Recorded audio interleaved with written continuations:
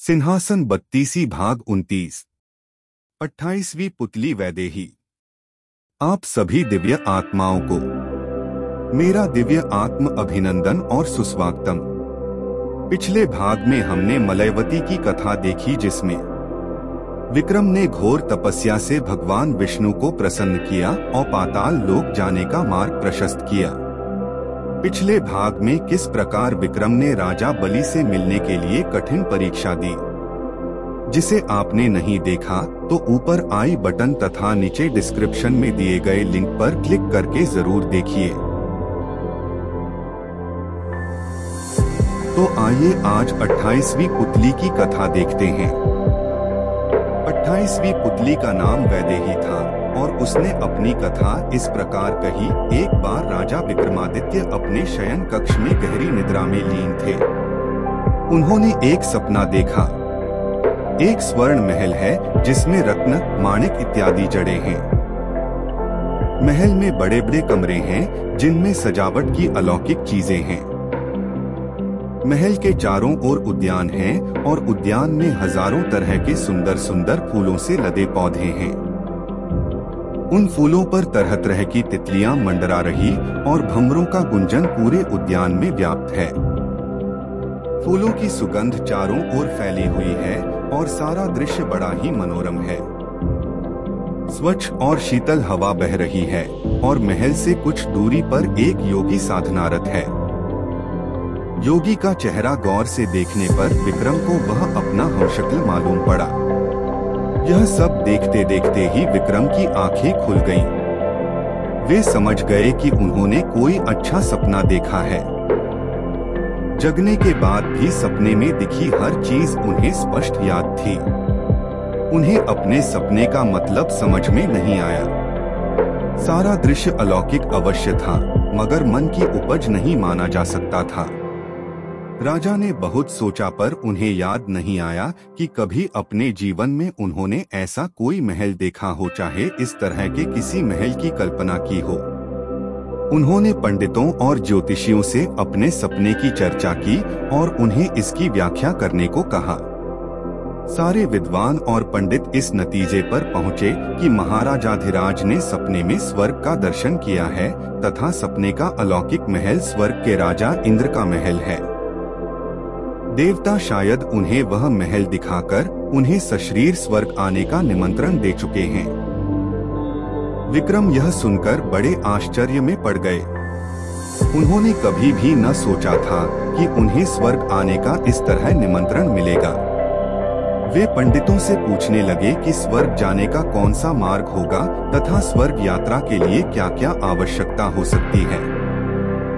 काफी मंथन के बाद सारे विद्वानों ने उन्हें वह दिशा बताई जिधर से स्वर्गारोहण हो सकता था तथा उन्हें बतलाया कि कोई पुण्यात्मा जो सतत भगवान का स्मरण करता है तथा धर्म के पथ से विचलित नहीं होता है, वही स्वर्ग जाने का अधिकारी है।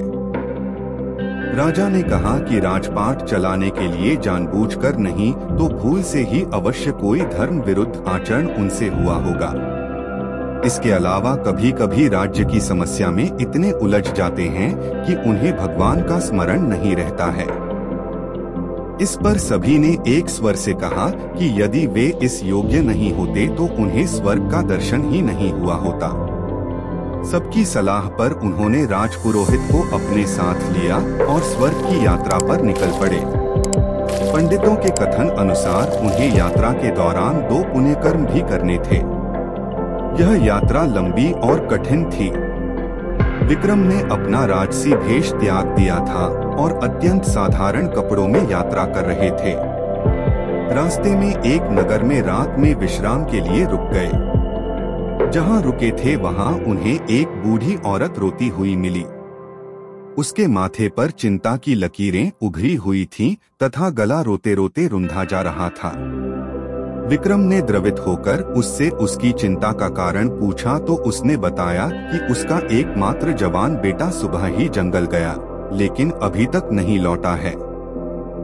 विक्रम ने जानना चाहा कि वह जंगल किस प्रयोजन से गया। बूढ़ी औरत ने बताया कि उसका बेटा रोज सुबह जंगल से सूखी लकड़ियां लाने जाता है और लकड़ियां लाकर नगर में बेचता है। लकड़ियां बेचकर जो पैसा मिलता है उसी से उनका गुजारा होता है। विक्रम ने कहा कि अब तक वह नहीं आया है तो आ जाएगा। बूढ़ी औरत ने कहा कि जंगल बहुत घना है और नरभक्षी जानवरों से भरा पड़ा है। उसे शंका है कि कहीं किसी हिंसक जानवर ने उसे अपना ग्रास न बना लिया है। उसने यह भी बताया कि शाम से वह बहुत सारे लोगों से विनती कर चुकी है कि उसके बेटे का पता लगाएं, लेकिन कोई भी जंगल जाने को तैयार नहीं हुआ। उसने अपनी विवशता दिखाई कि वह बूढ़ी और निर्बल है, इसलिए खुद जाकर पता नहीं कर सकती है। विक्रम ने उसे आश्वासन दिया कि वे जाकर उसे ढूंढेंगे। उन्होंने विश्राम का विचार त्याग दिया और तुरंत जंगल की ओर चल पड़े। थोड़ी देर बाद उन्होंने जंगल में प्रवेश किया तो देखा कि जंगल सचमुच बहुत घना है। वे चौकन्ने होकर थोड़ी दूर आए तो उन्होंने देखा कि एक नौजवान कुल्हाड़ी लेकर पेड़ पर दुबका बैठा है और नीचे एक शेर घात लगाए बैठा है। विक्रम ने कोई उपाय ढूंढकर शेर को वहां से भगा दिया और उस युवक को लेकर नगर लौट आए। बुढ़िया ने बेटे को देखकर विलाप करना छोड़ दिया और विक्रम को ढेरों आशीर्वाद दिए। इस तरह बुढ़िया को चिंता मुक्त करके उन्होंने एक पुण्य का काम किया।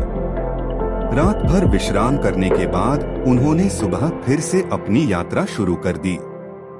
चलते चलते वे समुद्र तट पर आए तो उन्होंने एक स्त्री को रोते हुए देखा।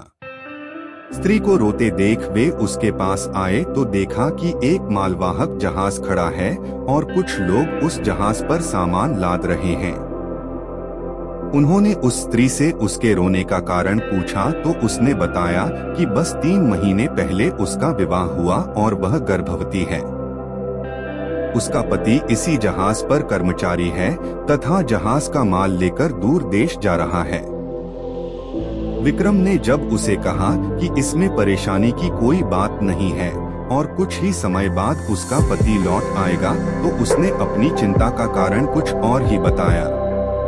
उसने बताया कि उसने कल सपने में देखा कि एक मालवाहक जहाज समुद्र के बीच में ही और भयानक तूफान में घिर जाता है। तूफान इतना तेज है कि जहाज के टुकड़े टुकड़े हो जाते हैं और उस पर सारे सवार समुद्र में डूब जाते हैं। वह सोच रही है कि अगर वह सपना सच निकला तो उसका क्या होगा। खुद तो किसी प्रकार जी भी लेगी, मगर उसके होने वाले बच्चे की परवरिश कैसे होगी। विक्रम को उस पर तरस आया और उन्होंने समुद्र देवता द्वारा प्रदत्त शंख उसे देते हुए कहा, यह अपने पति को दे दो। जब भी तूफान या अन्य कोई प्राकृतिक विपदा आए तो इसे फूंक देगा। उसके फूंक मारते ही सारी विपत्ति हल हो जाएगी। स्त्री को उन पर विश्वास नहीं हुआ और वह शंकालु दृष्टि से उन्हें देखने लगी। विक्रम ने उसके चेहरे का भाव पढ़कर शंख में फूंक मारी। शंख की ध्वनि हुई और समुद्र का पानी कोसों दूर चला गया। उस पानी के साथ वह जहाज और उस पर सवार सारे कर्मचारी भी कोसों दूर चले गए। अब दूर दूर तक सिर्फ समुद्र तट फैला न आता था। वह स्त्री और कुछ अन्य लोग जो वहां थे हैरान रह गए। उनकी आंखें फटी रह गईं। जब विक्रम ने दोबारा शंख फूंका तो समुद्र का पानी फिर से वहां हिलोरे मारने लगा। समुद्र के पानी के साथ वह जहाज भी कर्मचारियों सहित वापस आ गया। अब युवती को उस शंख की चमत्कारिक शक्ति के प्रति कोई शंका नहीं रही। उसने विक्रम से वह शंख लेकर अपनी कृतज्ञता जाहिर की। विक्रम उस स्त्री को शंख देकर अपनी यात्रा पर निकल पड़े। कुछ दूर चलने के बाद उन्हें एक स्थान पर रुकना पड़ा। आकाश में काली घटाएं छा गई थीं। बिजलियां चमकने लगी थीं। बादल के गर्जन से समूचा वातावरण हिलता प्रतीत होता था। उन बिजलियों की चमक के बीच विक्रम को एक सफेद घोड़ा जमीन की ओर उतरता दिखा। विक्रम ने ध्यान से उसकी ओर देखा, तभी आकाशवाणी हुई, महाराजा विक्रमादित्य, तुम्हारे जैसा पुण्यात्मा शायद ही कोई हो। तुमने रास्ते में 2 पुण्य किए। एक बूढ़ी औरत को चिंता मुक्त किया और एक स्त्री को सिर्फ शंका दूर करने के लिए वह अनमोल शंख दे दिया जो समुद्र देव ने तुम्हें तुम्हारी साधना से प्रसन्न होकर उपहार दिया था। तुम्हें लेने के लिए एक घोड़ा भेजा जा रहा है जो तुम्हें इंद्र के महल तक पहुंचा देगा। विक्रम ने कहा, मैं अकेला नहीं हूँ, मेरे साथ राजपुरोहित भी हैं। उनके लिए भी कोई व्यवस्था हो।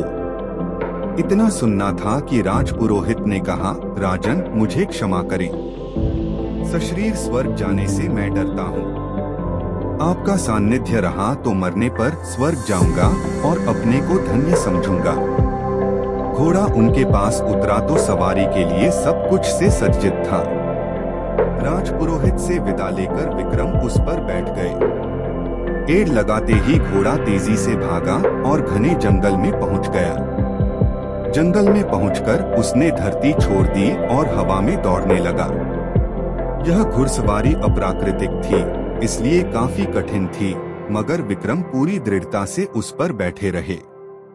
हवा में कुछ देर उड़ने के बाद वह घोड़ा आकाश में दौड़ने लगा। दौड़ते दौड़ते वह इंद्रपुरी आया। इंद्रपुरी पहुंचते ही विक्रम को वही सपनों वाला सोने का महल दिख पड़ा। जैसा उन्होंने सपने में देखा था, ठीक वैसा ही सब कुछ था। चलते चलते वे इंद्रसभा पहुंचे। इंद्रसभा में सारे देवता विराजमान थे। अप्सराएं नृत्य कर रही थीं। इंद्रदेव पत्नी के साथ अपने सिंहासन पर विराजमान थे। देवताओं की सभा में विक्रम को देखकर खलबली मच गई। वे सभी एक मानव के सशरीर स्वर्ग आने पर आश्चर्यचकित थे। विक्रम को देखकर इंद्र खुद उनकी अगवानी करने आ गए और उन्हें अपने आसन पर बैठने को कहा। विक्रम ने यह कहते हुए मना कर दिया कि इस आसन के योग्य वे नहीं हैं। इंद्र उनकी नम्रता और सरलता से प्रसन्न हो गए। उन्होंने कहा कि विक्रम ने सपने में अवश्य एक योगी को इस महल में देखा होगा। उनका वह हमशक्ल और कोई नहीं बल्कि वे खुद हैं। उन्होंने इतना पुण्य अर्जित कर लिया है कि इंद्र के महल में उन्हें स्थायी स्थान मिल चुका है। इंद्र ने उन्हें एक मुकुट उपहार में दिया। इंद्रलोक में कुछ दिन बिताकर मुकुट लेकर विक्रम अपने राज्य वापस आ गए। अगले दिन 29वीं पुतली मानवती ने जो कथा सुनाई, जिसमें विक्रमादित्य ने चोर का भेष बदलकर अपनी चालाकी से 4 चोरों को पकड़ा और उनके 4 गुणों को जानकर उनके साथ क्या किया, यह जानने के लिए इसे देखना न भूलिए। इसी चैनल की अगली वीडियो सिंहासन 32 भाग 30 में। धन्यवाद। स्वस्थ रहिए, व्यस्त रहिए, मस्त रहिए और जबरदस्त रहिए तथा महाज्ञानी विक्रमादित्य की कथा का आनंद जरूर लेते रहिए और हो सके तो कुछ सीख लेते हुए अपने जीवन को रोशन कीजिए। डिस्क्रिप्शन में इसी प्रकार की विभिन्न विषयों की प्लेलिस्ट दी गई है, जहां जाकर प्रेरणादायी व मनोरंजक वीडियो का भी आनंद लीजिए और अपने करीबीजनों को शेयर भी कीजिए। इन्हीं शुभकामनाओं के साथ पुनः मिलते हैं यूनिवर्सल हीलिंग बाय यूएसडी पर। पहली बार इस चैनल में आए हों और वीडियो देख रहे हों तो लाइक व सब्सक्राइब कीजिए और बेल आइकॉन प्रेस करना न भूलिए ताकि अगले वीडियो की नोटिफिकेशन मिल सके। पुनः आप सभी दिव्य पुण्यात्माओं को बहुत बहुत धन्यवाद। अपना आशीर्वाद बनाए रखें।